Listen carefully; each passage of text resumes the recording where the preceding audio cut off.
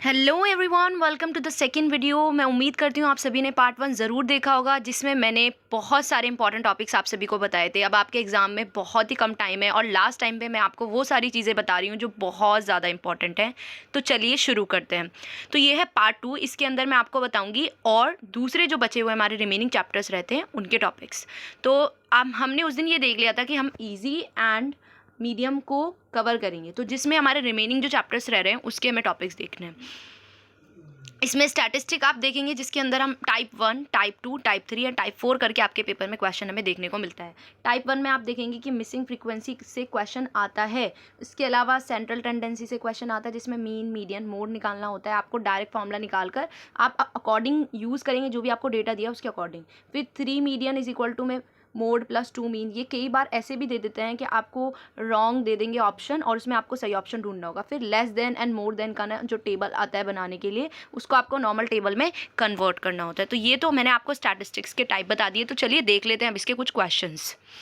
तो इसके जो क्वेश्चन है वो इस तरीके से होंगे, जैसे मिसिंग फ्रीक्वेंसी है तो आपको बताना होगा कि मिसिंग फ्रीक्वेंसी बताइए। इसके अंदर तो आपको एक्स और वाई की वैल्यू, जैसे if the median of the distribution is 28.5, तो आपको वैल्यूज़ बतानी होंगी एक्स और वाई की, given that the total frequency is 60।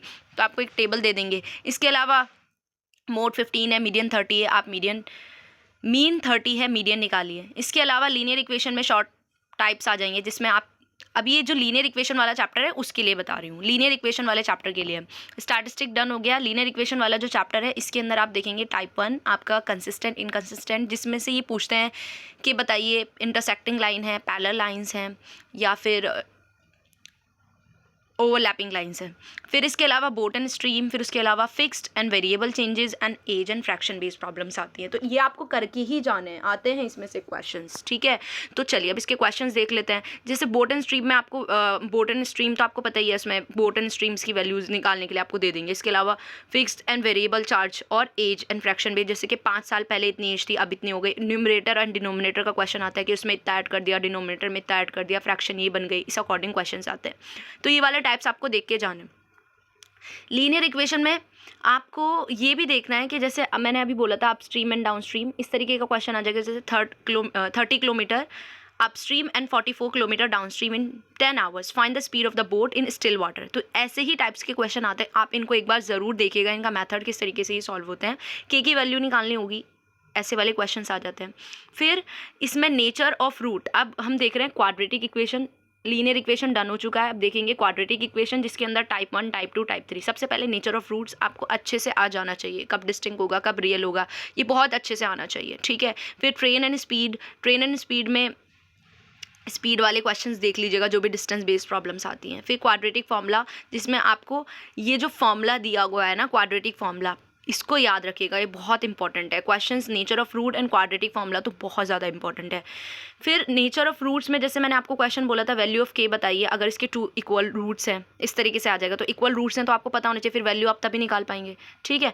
फिर ये आपका ट्रेन बेस्ड हो गई क्वेश्चन, जिसमें ट्रेन बस मैं आपको बता रही थी कि ओरिजिनल स्पीड निकालनी है, इस तरीके के क्वेश्चंस आ जाएंगे। फिर उसके बाद सर्कल चैप्टर में से आप मेन थ्योरम ज़रूर करके जाएंगे। आप हर चैप्टर में से इंपॉर्टेंट थ्योरम्स करके जाएंगे। सम ऑफ द ऑपोजिट साइज आपको प्रूव करना होगा। रिलेटरल सर्कमस्क्राइबिंग सर्कल आपका ये क्वेश्चन आता है, जिसके अंदर आपको प्रूफ करना होता है कि A B plus C D is equal to A D plus B C. तो ये वाला क्वेश्चन देख के जाएंगे। एंगल रिलेशन का क्वेश्चन देख के जाएंगे, ठीक है। रेडियस एंड टेंजेंट के बीच 90 डिग्री का लॉजिक और एंगल फाइंड करने वाला जो क्वेश्चन बनता है इसमें से, ये आपको टाइप्स देख लेने एक बार। फिर उसके बाद आपका सर्कल के अंदर जो मैं आपको थ्योरम बोल रही थी, लेंथ एंड टेंजेंट वाली ज़रूर करनी है। Length of the tangent drawn from the external point to a circle are equal, ठीक है। फिर इसके अलावा ये जो अभी मैं सर्कमस्क्राइबिंग का बोल रही थी, उसमें इस तरीके का आता है, आपको प्रूफ करना होता है। फिर ट्रिग्नोमेट्री में आपको सबसे पहले तो आपको ये अच्छे से पता होना चाहिए कि साइन क्या होता है, कॉस क्या होता है, और इन सभी को ही आपको यूज़ करके प्रूफ करना है। प्रूफ करने वाले में आप वैल्यू डालेंगे, ठीक है। फिर ये टेबल आप अच्छे से कर जाइएगा, वैल्यू डालने वाले क्वेश्चंस आते हैं। फिर उसके बाद हाइट एंड डिस्टेंस से क्वेश्चंस, जैसे कि आपको ये दे देंगे कि from a top of a 7 metre high building the angle of elevation and angle of depression, इससे क्वेश्चन मिलेगा ही मिलेगा, angle of depression and angle of elevation, ठीक है। वैल्यूज़ चेंज हो जाएंगी, इस टाइप को अच्छे से प्रैक्टिस कर जाना। फिर उसके बाद ये पोल वाला क्वेश्चन है, height of the pole find करने के लिए आती है, ये एप्लीकेशन ऑफ ट्रिग्नोमेट्री से, इसे भी ज़रूर देख जाना। तो इस तरीके से मैंने आज जो सेकंड पार्ट है इसमें बाकी के रिमेनिंग चैप्टर्स भी कंप्लीट कर दिए। मैं उम्मीद करती हूँ आप सभी को ये वीडियो पसंद आएगी।